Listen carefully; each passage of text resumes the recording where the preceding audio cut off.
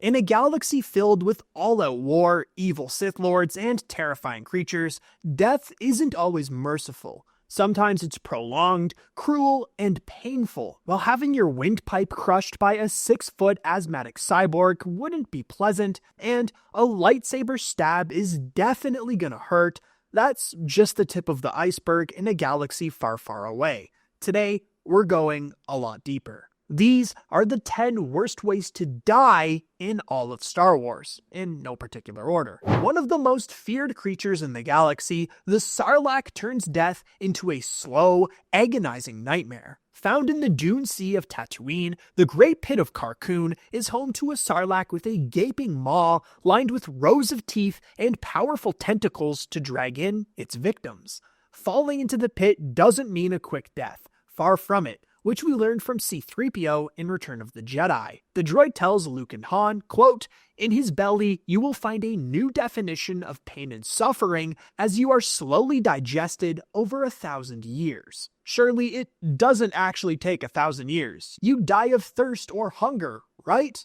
Wrong. A Sarlacc's stomach's walls were lined with tentacled vessels which punctured and embedded themselves into the swallowed prey's skin and muscles before fixing them into the walls. The tentacles then injected both nutrients and neurotoxins into them, causing constant pain and rendering them immobile while being fixed into the walls of the stomach and slowly digested. Does exerting energy to keep your food alive while you digest it slowly sound kinda counterintuitive? Yes, but it's Star Wars. The Sarlacc's unique biology ensured that death was a prolonged, torturous process, with victims fully conscious for much of it. The idea of being slowly digested, unable to escape while surrounded by the remains of countless other unfortunate souls, makes this one of the worst ways to die in the galaxy. Only individuals such as Boba Fett were able to survive being swallowed by a Sarlacc, thanks to his tightly sealed Beskar armor.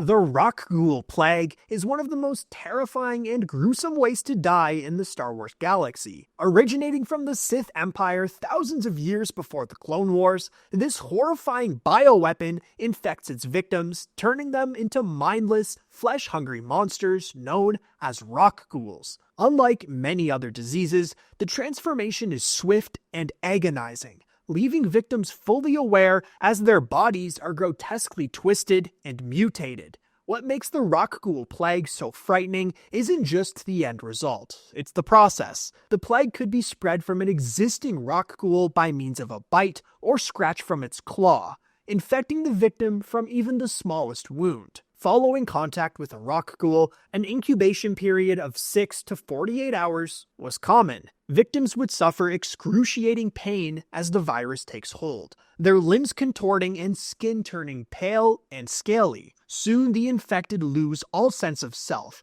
becoming vicious creatures driven solely by the urge to spread the plague to others. In some cases, a victim had been so badly injured by a rock ghoul that they wanted the transformation to happen sooner so the pain would finally end. There's no reasoning with the infected, no cure once the transformation begins, just a brief, agonizing existence before becoming a tool of further destruction.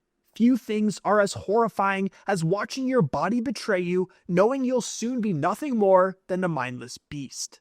If you thought the Rock Ghoul Plague was horrifying, the Blackwing virus takes things to an entirely new level. While the Rock Ghoul Plague transforms its victims into monstrous predators, the Blackwing virus is the Star Wars take on a zombie outbreak. Known as Project Blackwing, this ancient Sith bioweapon was rediscovered and further developed by the Galactic Empire as part of an experiment to achieve immortality. An experiment that went horribly wrong. The virus spreads rapidly, infecting both living and deceased beings. Once it takes hold, victims lose control of their bodies as the flesh rots. Yet, they remain conscious, trapped in a decaying corpse with no control over their actions. The incubation period only lasts a few hours for those infected by the airborne virus, but only seconds to minutes for those bitten by the infected. Due to the extremely quick rate of transmission and the difficulty of isolation, successful treatment of the Blackwing virus was rare. Perhaps the most chilling aspect of the Blackwing virus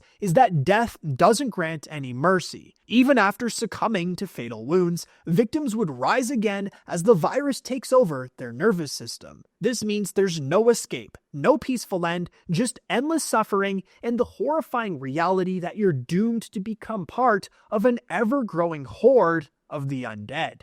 Between the Rakghoul Plague and the Blackwing virus, it's also clear that sometimes the worst fate is not dying, but what comes after. As if the galaxy's various plagues weren't horrific enough, the Sith combined dark-side sorcery with advanced technology to create Sith techno-beasts, grotesque cybernetic monstrosities.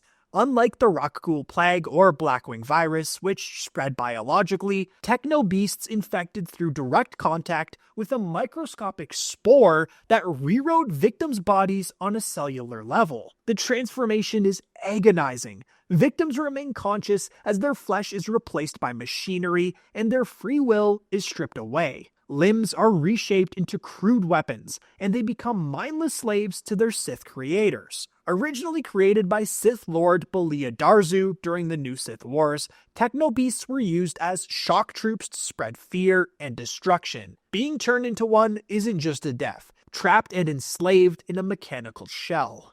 Few things are as terrifying as looking up to the sky and seeing the Death Star super laser preparing to fire. This super weapon, capable of obliterating entire planets in an instant, represents one of the most terrifying ways to be reduced to a statistic. Unlike many other models on this list, there's no slow transformation or lingering agony, just pure, overwhelming annihilation, even if it would be over in an instant. Perhaps the worst example of this horrifying fate is director Orson Krennic, the ambitious overseer of the superweapon itself. Ironically, Krennic's obsession with the weapon and his loyalty to the Empire led directly to his demise. During the Battle of Scarif, the Rebel Alliance transmitted the Death Star plans to their fleet, exposing the station's critical flaw. To erase any trace of the theft, Grand Moff Tarkin ordered a single reactor ignition blast targeting the Imperial base on Scarif, more specifically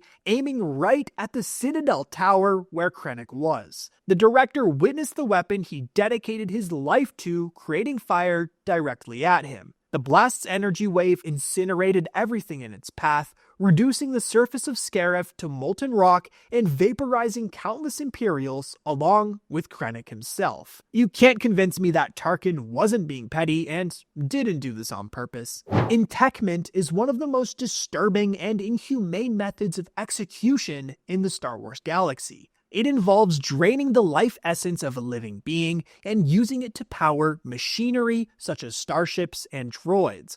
Victims are not merely killed. They are stripped of their very life force as if they are a battery, leaving behind an empty, lifeless husk. Unlike most forms of execution, entekment doesn't end with death. In many cases, the victim's consciousness remains trapped within the machine it powers, fully aware of their surroundings, but unable to act or communicate. Entekment is more than just death. It's a fate that robs its victims of both life and dignity, condemning them to an existence of endless suffering, trapped in a mechanical shell with no hope of freedom. Few deaths in the Star Wars galaxy are as cold, literally and figuratively, as being jettisoned into the vacuum of space.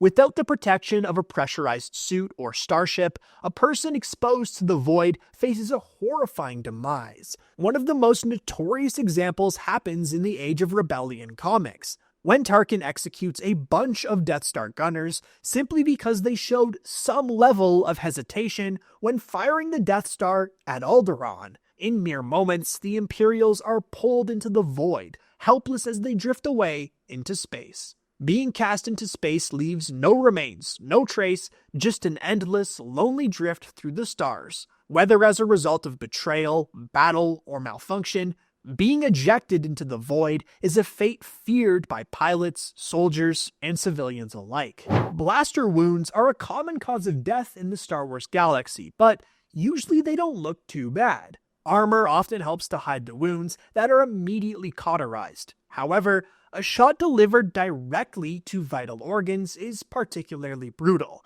and no one knows this better than General Grievous. Despite his terrifying mechanical frame, Grievous still retained his original organic lungs, heart, and other vital organs encased in a Durasteel shell. These remnants of his Kaleesh body made him vulnerable in ways most wouldn't expect. During the final confrontation between Grievous and Obi-Wan Kenobi on Utapau, the Jedi Master pried open Grievous's chest plating, exposing his organic components. With no other option, Obi-Wan fired multiple blaster shots directly into the General's exposed organs. The result was both grotesque and immediate. Flames erupted from within Grievous's body and shot from his eyes as he soon collapsed into a heap of scorched metal and charred flesh. The pain would have been unfathomably brutal for the cyborg, but luckily, it was a fate that few others in the galaxy would realistically have to worry about. Few weapons in the Star Wars galaxy are as excruciating as Sith lightning. Unlike a blaster bolt or a lightsaber strike, which can bring a quick end, Sith lightning is a slow, torturous method of execution. This ability channels pure darkside energy, creating arcs of electricity that tear through the victim's body, causing immense pain and often prolonged suffering before death. Luke Skywalker considered Force lightning to be the ultimate manifestation of the dark side of the Force in a physical sense.